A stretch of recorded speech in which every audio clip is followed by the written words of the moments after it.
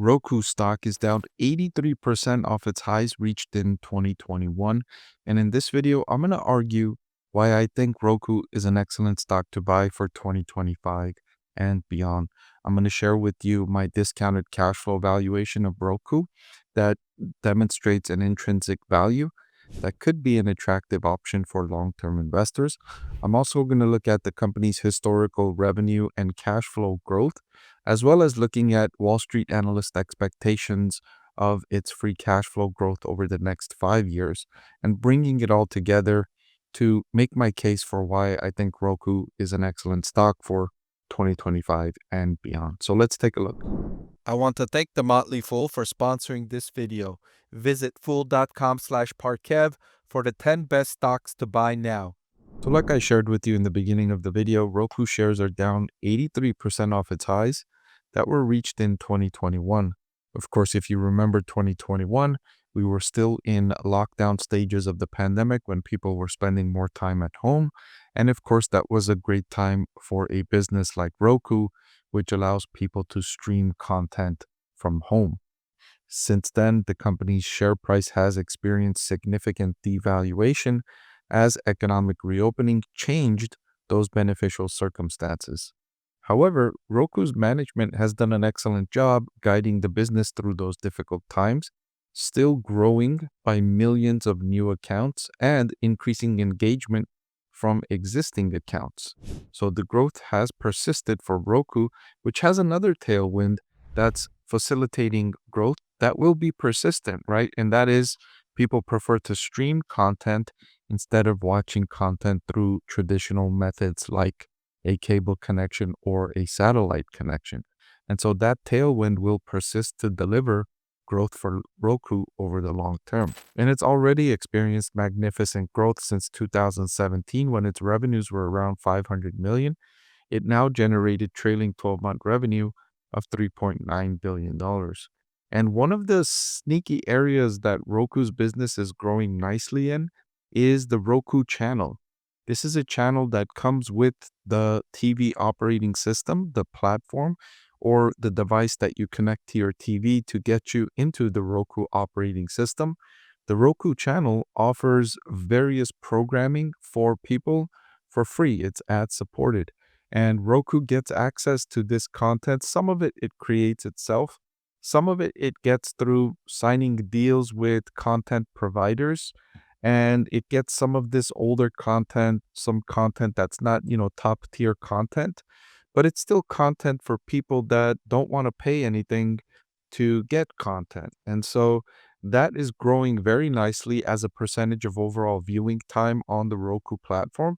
Some of the people that want the Roku platform, that's one of the main reasons they want that, is because they know they get access to all of that content for free if they have the Roku operating system. If you look at the company's cash flow from operations, you can see the unprecedented impacts of the pandemic, and also some strategic decisions by Roku management. So this increase you see here as the company was growing, its cash flow from operations to sales was improving at a very healthy rate. And then, of course, the economic reopening caused the company's cash flows to decrease. One of the interesting things that Roku did during the economic reopening when inflation was soaring worldwide, Roku didn't raise prices. Roku kept prices flat, which allowed them to increase market share because more people had the ability to buy Roku's players and devices because the price was still low compared to nearly everything else, which experienced an increase in price. So that strategy turned out to add millions of new accounts to the Roku platform. And it also had the impact of lowering the company's cash flow because it was absorbing the higher costs rather than passing it on to customers. Then, of course, you had the story of a big surge again in cash flow from operations as the company's business recovered from those bottoms of the pandemic. Recently, the big strategy shift Roku did again is entering into manufacturing of its own TVs. So rather than just licensing the Roku platform to manufacturers like Sony and LG, etc., Roku is now making its own TVs. And so that's a more capital intensive business plan. That's a more capital intensive business model, which requires more money to be laid out by Roku. Now, the success or failure of this strategy remains to be seen. It's still early days, but for sure it means that it's a riskier business now because of this more capital intensive strategy. And Roku's operating profit margin, again, similar story, right? The ups and downs because of the unprecedented impacts of the pandemic. For Roku, what they demonstrated during the pandemic is that at larger scale, the company's business model can be very lucrative, can generate strong operating margins.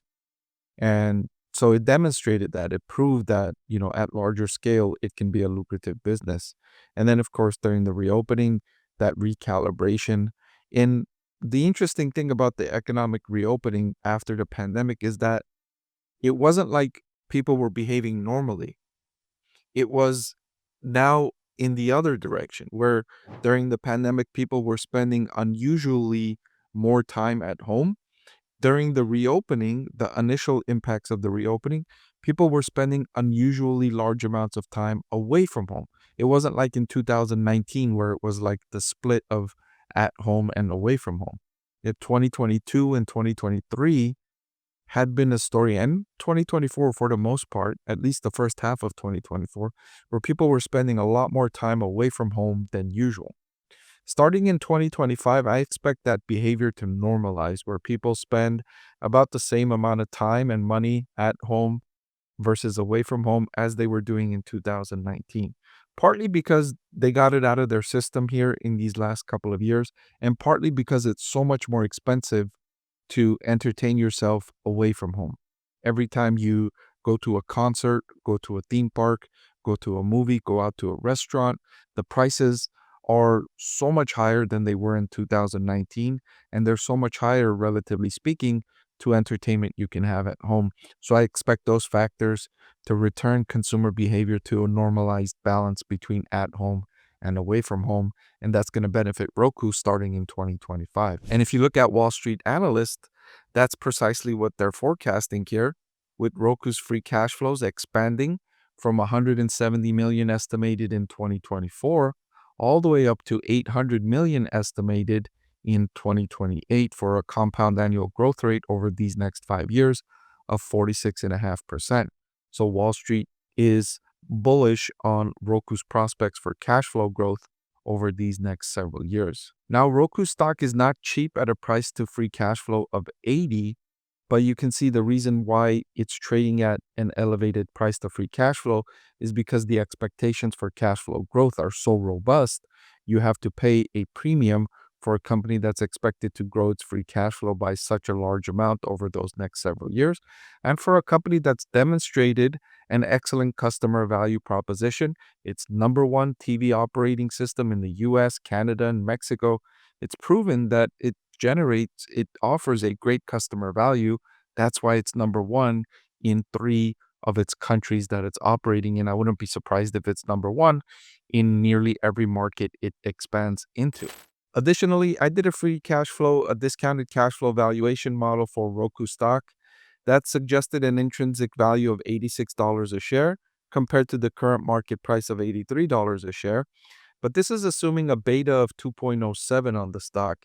If I lowered the beta to 1.5, that means the intrinsic value could be $128. At a beta of 1.25, it could mean the intrinsic value is $160.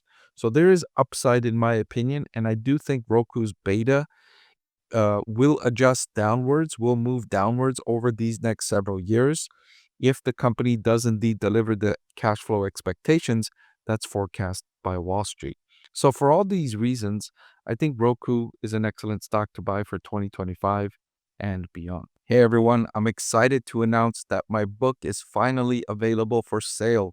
I've been working on it for more than a year now, so I'm really excited to finally share this with you now.